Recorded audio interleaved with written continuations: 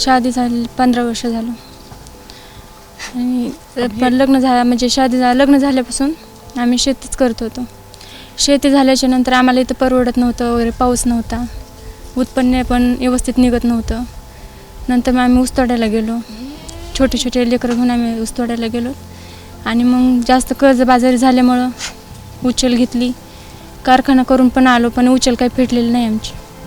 भरपूर कर्ज वाढत गेलं आणि मग आत्महत्या केली त्यांनी.